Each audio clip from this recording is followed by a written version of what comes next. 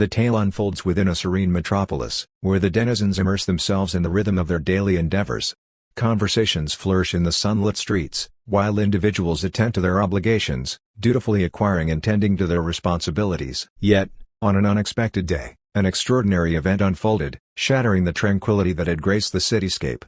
With an air of otherworldly mystique, dragons materialized, abruptly rupturing the epic of peace. These uninspiring creatures unleashed their might upon humanity, an onslaught marked by their sheer numbers and indomitable power. The calamity that ensued would reverberate across the vast expanse of the continent, plunging it into a maelstrom of chaos. This marked the genesis of a protracted conflict, an arduous war that raged unabated for a grueling 13 years. Faced with a formidable adversary in the form of the dragon race, humanity found itself woefully outmatched, teetering on the precipice of extinction. Yet, amidst the prevailing desolation, a flicker of hope remained ignited within the heart of a resolute young warrior, the story's protagonist, Ethan. Ethan, the scion of the illustrious lineage of the esteemed swordsman family, Duke Arden's bloodline, emerged as a symbol of unwavering determination. Renowned throughout the Western continent as the epitome of martial prowess, he had garnered the appellation of Dragon Slayer and stood as the last bastion of the Empire's fading heroes. However, even this legendary paragon of valor proved defenseless when faced with the indomitable might of the Dragon King himself, Drakasith. Ensnared within the clutches of the colossal beast, Ethan found himself at the mercy of his captor. In a moment of profound vulnerability, the dragon scorned him, reveling in his perceived weakness. To witness the renowned Dragon Slayer succumb to feebleness before the awe-inspiring Dragon King served as a damning testament to the insurmountable power wielded by the dragons. With a devastating display of his formidable mana, the Dragon King unleashed a fatal blow, obliterating Ethan in an instant. As he faced the specter of his imminent demise, Ethan's consciousness waned. Yet, amidst the haze of his fading existence, a solemn vow he had made to his father resurfaced, offering a fleeting solace in his final moments. Amidst the somber atmosphere of his sister's funeral, Ethan had fervently vowed to expel the dragons from the continent, yet he found himself utterly incapable of fulfilling the promises he had made. As his mind danced on the precipice of death, a familiar voice resounded within his consciousness, calling out his name, beckoning him to awaken. The voice bore a striking familiarity, and with a resounding cry, Ethan's eyes fluttered open, finding himself inexplicably situated beside his departed sister. The voice that had stirred him from his final thoughts belonged to none other than his beloved sibling. Astonishment gripped him as he struggled to fathom the inconceivable reality unfolding before his eyes. She, whom he believed had perished in the merciless jaws of the dragon's ambush, now stood alive and well before him.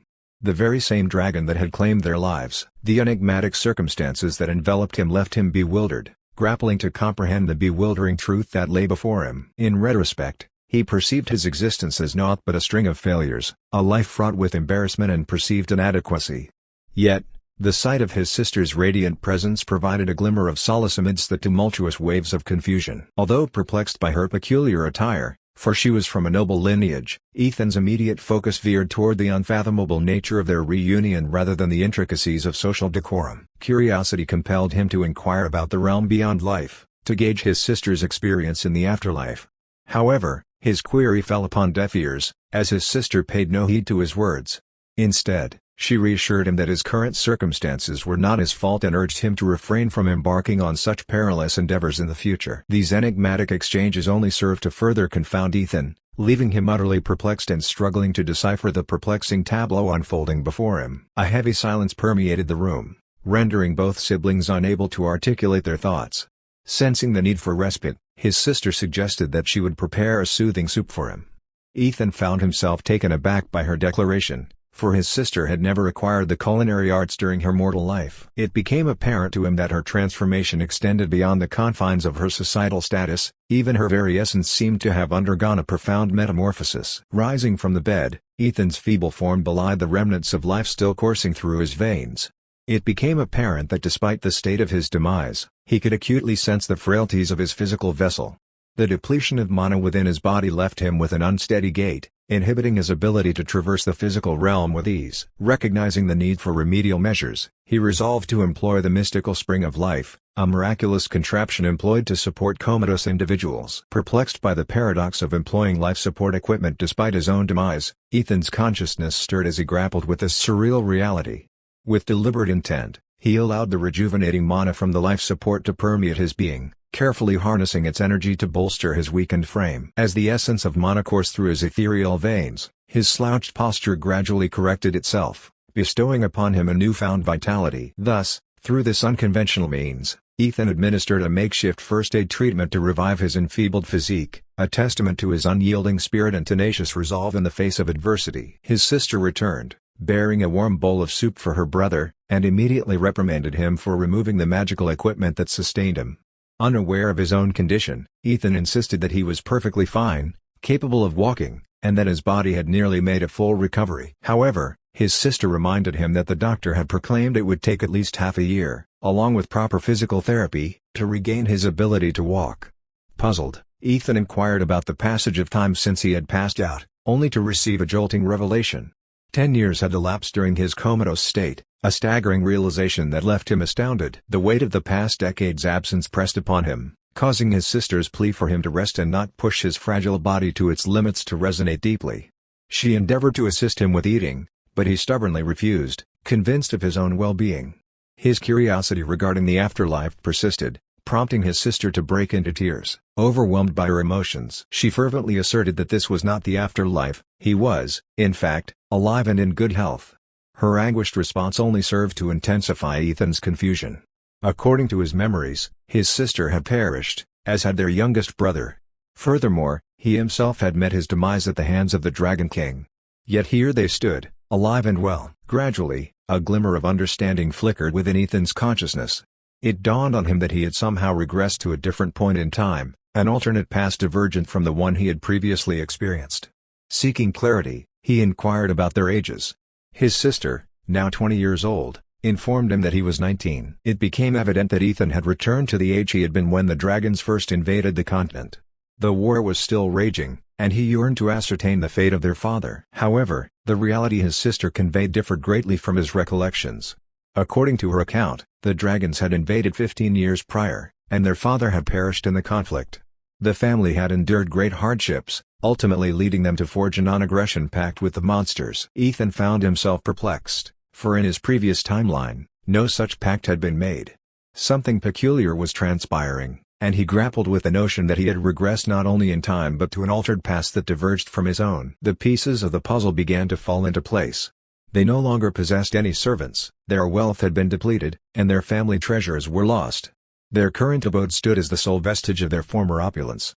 This shattered existence represented a different past from the one Ethan had once known. He had regressed to a time of ruin, a reality he could no longer deny, a truth that demanded his attention. Within the Western continent, the Hydran Empire stood as one of the 7 nations, albeit the smallest among them.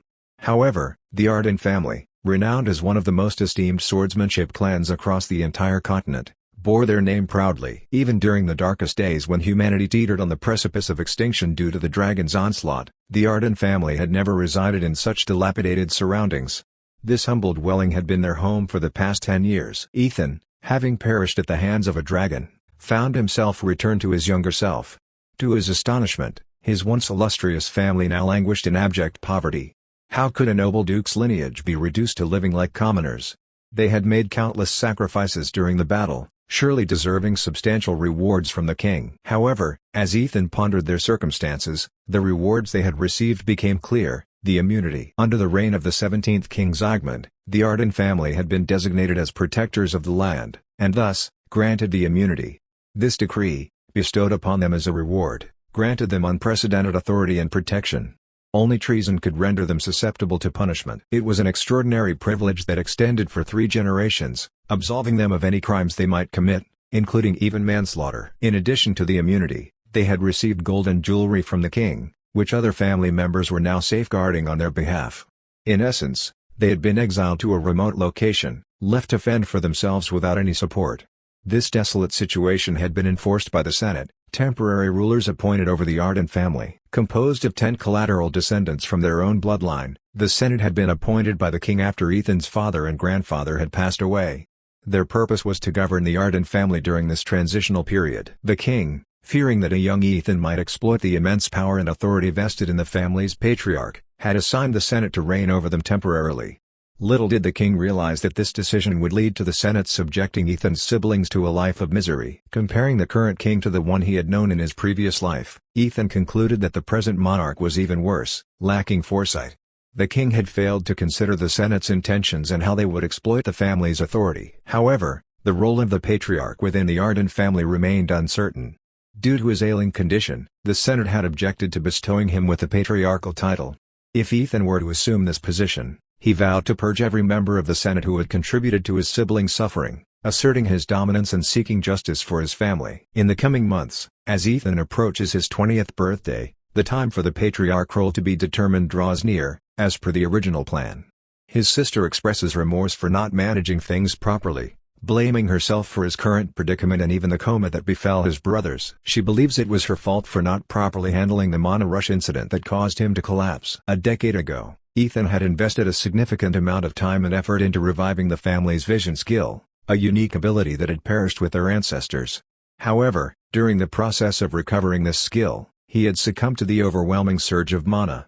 His siblings, lacking any authority, could do little to challenge the family's tyrannical rule. Ethan reassures his sister that she should not shoulder all the blame, as he acknowledges his own responsibility for engaging in such risky endeavors. Nevertheless, his sister's primary concern lies in his well-being and health, finding solace in the fact that he is now with her. After sharing a meal with his sister, Ethan retreats to his room, taking stock of the chaotic state of affairs. While he is grateful to have returned to a world where he can be reunited with his sister, the king has appointed the Senate to sever the hands of the Arden family. The collateral branches of the family have abandoned them, gradually amassing more power over time. Though uncertain as to why he was brought back after his death, Ethan recognizes the need to regain his strength within the next 8 months. He resolves to rectify the situation with his own capabilities, restoring everything to its rightful place and teaching those who dared to challenge the dignity of the Arden family a lesson they won't soon forget. The following morning, his sister prepared the stew that he had enjoyed the previous night. As she went to wake him up, she crossed paths with the servants who were still present in the house. She pleaded with the chamberlain to vacate the premises today, but he dismissed her request, stating that their main duty was to serve the Baron Kargas family, not the Duke's family. Despite her pleas, they remained motionless, disregarding her words. When his sister returned with him, he noticed the servants standing there, seemingly unaffected. She explained to him that they had been hired by the collateral family to support them but had shown no willingness to assist.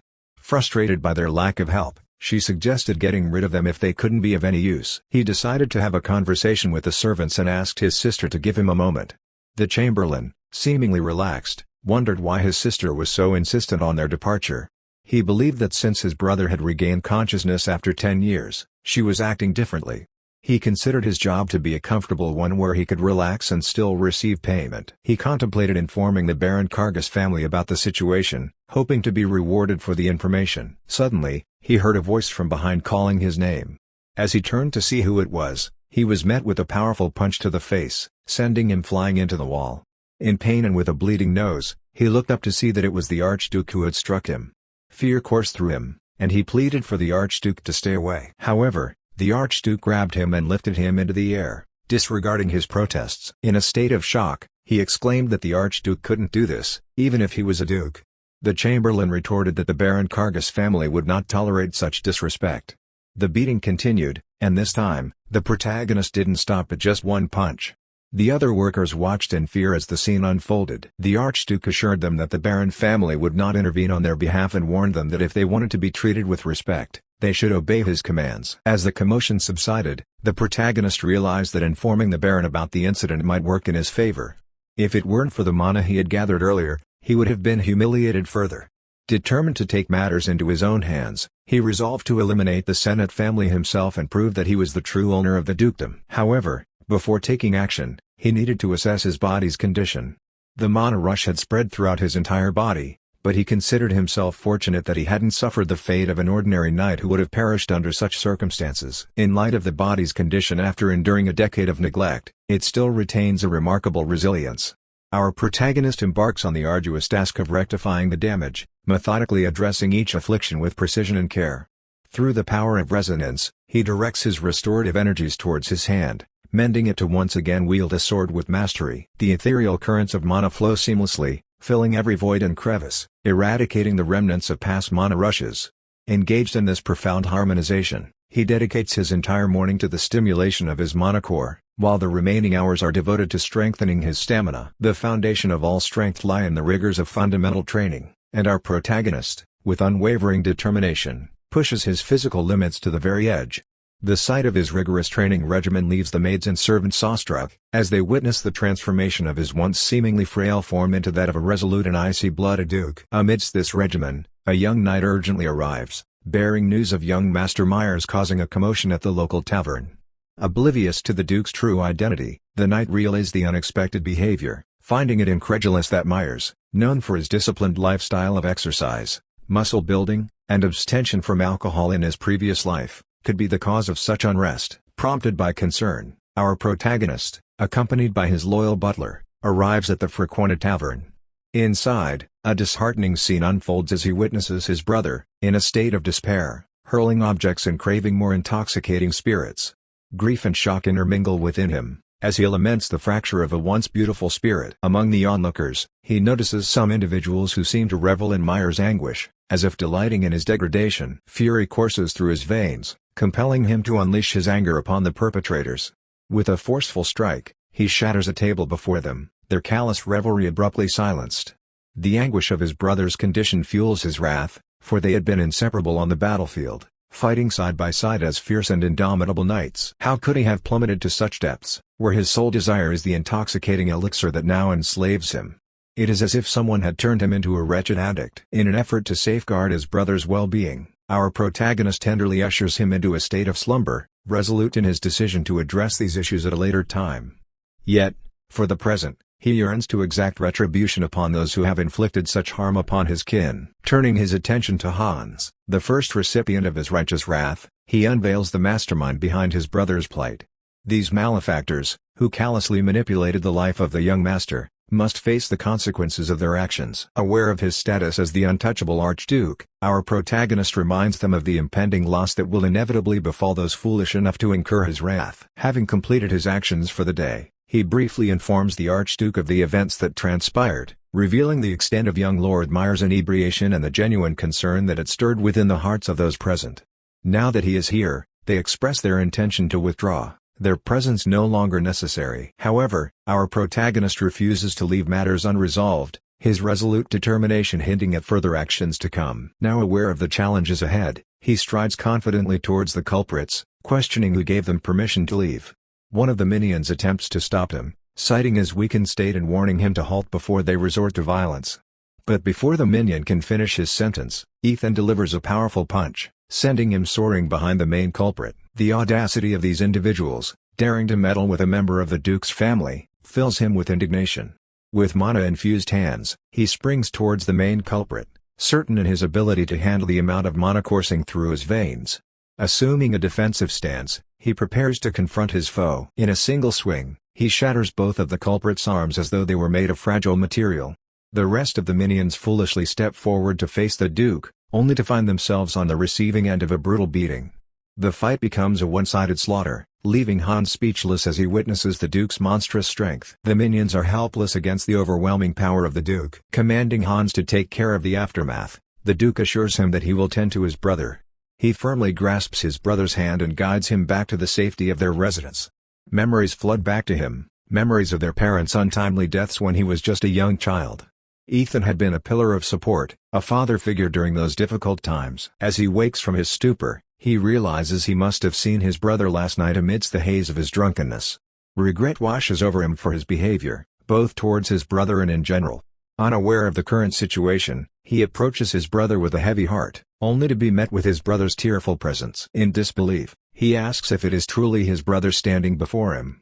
To his joy, his brother responds with a resounding affirmation, having awakened from his coma. Overwhelmed with emotion, he envelops his brother in a tight embrace, cherishing this long-awaited reunion. His brother had been alone, without his elder sibling's guidance, and for him, it is a relief that his brother remains unchanged, still the same person he remembers. Making a promise to himself and his brother, he vows to abstain from alcohol going forward. However, in celebration of their reunion, he grants himself and his brother a single drink for the day. Yet, his curiosity gnaws at him, and he inquires about Turan, their younger sibling. His sister evades the question, reluctant to share what happened to Turan. He yearns to uncover the truth and understand his brother's whereabouts. Turan had departed for another family, seeking to learn different techniques. Since the passing of their father and grandfather, the knowledge of the family's unique techniques had been lost, and the only person who held that knowledge had fallen into a coma. Tehran chose to seek this knowledge elsewhere, without revealing the destination to Myers or anyone else. They remain unaware of the exact family he joined or its location. Their conversation is interrupted by Hans, who arrives with a report. Despite the timing being less than ideal, he had discovered something of value. While cleaning up the mess at the bar last night, he stumbled upon the fallen culprit's pockets, finding money that could prove useful for their cause. Impressed by Hans' resourcefulness, the Duke entrusts him with the responsibility of managing the money, recognizing his potential as a valuable ally in the future. Knowing that Tehran is alive brings him a sense of relief, yet the uncertainty of his brother's whereabouts troubles him. He is determined to restore the glory of the Duke family. He will commence with the youngest member, Ethan, who seeks to assess his physical condition by examining his wrist, gauging the impact of alcohol on his body. Within him resides a surplus of impure energy, a commonplace manifestation of mana. However, he has not yet delved into the art of divination. Should he acquire the techniques of the family's breathing exercises, his mana would burn with the intensity of a radiant flame. His inherent talent seems to echo that of his past life. Commendably, he has refrained from harming his physique. With proper training, the path to becoming a knight shall not prove arduous. Nonetheless, his physical condition presents a challenge, forcing him to choose between offense and defense. Ethan possesses knowledge of the family's secret technique, a potential aid in Myers' quest to become a knight, should he so desire. Initially, Myers believed his dream of knighthood to be unattainable. Yet, given the opportunity, he remains willing and prepared to embrace the path of a knight. Selecting the defense as his specialization allows him to safeguard his family and his brother. However, if he aspires to be a knight skilled in defensive maneuvers, rigorous training becomes an imperative. Myers is resolved to endure any hardship necessary to emerge as a formidable knight. He instructs Hans to prepare sandbags and wooden swords for their training sessions. The enigma of the fragmented family's secret resides within Myers. Although time is somewhat limited, his potential is undeniable, and Ethan intends to nurture him into a treasured knight of the family. Meanwhile, at the residence of Baron Karga, Baron Helmut, the patriarch, receives a letter informing him of the awakening of the Archduke after a decade-long coma. Baron Helmut instructs his servant to dispatch this letter to the Franz family, ensuring they are aware of the Archduke's recovery. As memories of Ethan resurface, the promising young boy bearing the same eyes as his father, Baron Helmut senses the need to relay this information to the collateral family. The spirit of their homeland has reawakened once more. Ethan imparts sword techniques to Myers during their training sessions, emphasizing the formation of individual strikes that seamlessly merge into a cohesive offensive. Myers endures the onslaught of successive blows from the wooden sword, managing to block a few but realizing the need to counter every ever-changing attack. The enemy never waits for one to rise, and Myers' determination must surpass such frailty. Despite this, Myers' resolve remains resolute. He rises for the second round, and their intense training persists. Observing from the house, Hans recognizes their unwavering dedication, ceaselessly training without respite. These individuals possess a terrifying strength beyond the ordinary. Deep in thought, Hans acknowledges that if Ethan can overpower his brother, he must exercise utmost caution around the Duke. He resolves not to provoke Ethan for his own well-being, particularly in the presence of the Grand Duchess, as he has experienced the consequences of angering them before. The Grand Duchess delights in witnessing the newfound diligence among the workers, attributing it to Ethan's awakening. She summons the Chamberlain, surprising and unsettling him to his core.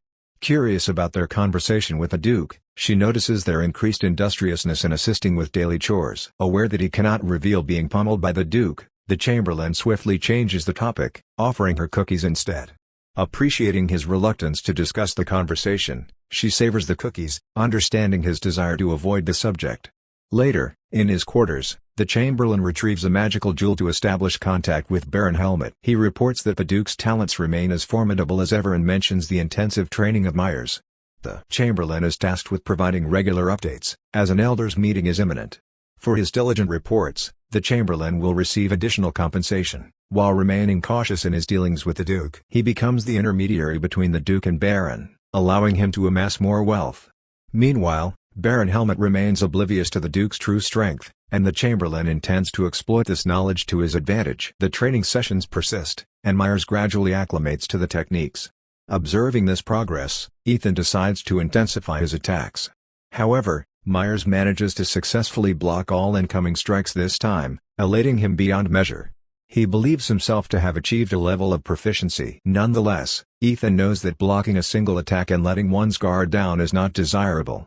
Nevertheless, with continued dedication and momentum, Myers could soon face a professional knight. Hans reports his conversation with the Baron, informing Ethan that he will observe and relay the Duke's actions to stay informed of the current situation.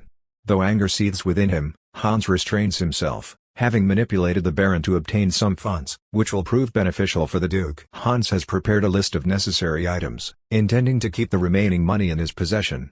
Aware of the implications, he cunningly secures the surplus funds for himself, pleased with the success of his schemes. He departs to acquire the ordered materials. Yet, amidst the progress, Myers harbors concerns. His sister and second brother are unaware of the family's techniques, leaving him to ponder how he, too, became privy to this knowledge.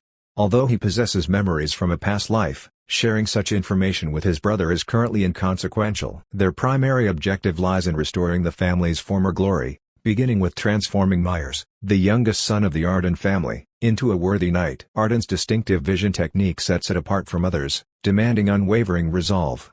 Above all, Myers must purge the mana he has accumulated and replace it with the breath technique intrinsic to the family. Determined to shed his mana, he eagerly embraces learning the family's techniques to protect his loved ones. Under the Knight's Shroud, Ethan commences teaching Myers a new breathing technique, one rooted in the family's secret technique involving black flames. The essence of this technique lies in breathing the mana of black flames. The black flames symbolize Arden, and by progressing through its 4 stages, Myers' mana will undergo a complete transformation, morphing into black flames. To achieve this, he must expel the mana he has gathered until now. Slowly, he begins to empty his mana reserves while simultaneously imbuing himself with the breath technique. Gradually, he absorbs the mana of the black flames, drinking it in and inhaling it, before eventually activating the mana in his surroundings. He successfully assimilates the essence of flame mana, fully replacing his previous mana composition. Once he becomes proficient in this technique, he can bridge the gap in strength and mana over time. However, their current task necessitates a journey elsewhere. Arriving at the residence of the Red Scorpions, the group who dared to disrespect the youngest member, Hans informs Ethan that their leader possesses some proficiency in mana manipulation, but such abilities hold little importance for their cause. Ethan commands Myers to charge forth, obliterating the entrance with a powerful kick to make a grand entrance. Those who have insulted the Duke's family shall now pay the price. One of the group members rushes to inform their leader of the brewing conflict. The leader of the Red Scorpions, awoken from his slumber, is perplexed by the sudden turn of events, having indulged in merriment with the Duke's family mere days ago, and now faced with an affront to his family's honor. The members initially assume that Myers is merely playing a prank, but their perception quickly shifts when they receive a forceful strike to the face, realizing the seriousness of the situation. They attempt to surround and attack him from all angles, but to their astonishment, Myers has undergone a remarkable transformation in strength due to his rigorous training. With skill and finesse, he deftly handles each assailant, even managing to minimize the risk when faced with a knife attack. He swiftly dispatches them one by one. As the leader arrives to put a stop to the altercation, he expresses his belief that Myers will not escape the consequences of his actions.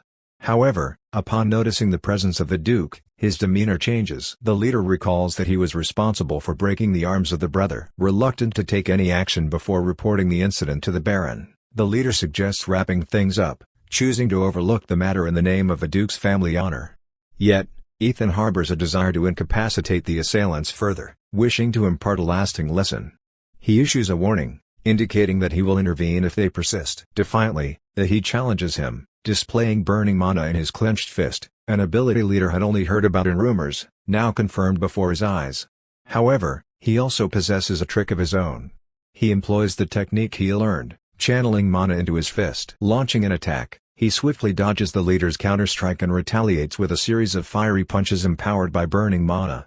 The force is enough to incapacitate the leader, further fueling Ethan's anger at witnessing the technique employed against him. Ethan demands an explanation regarding the breathing technique, suspecting that he stole it from somewhere. In response, he reveals that he learned the technique from Baron Kargas himself, who had been his mentor. This revelation sends shockwaves through the Ethan, as it implicates Baron Kargas in similar actions. Such betrayal and deception are unforgivable in Ethan's eyes. Please like and subscribe for more and amazing content. Thanks for watching.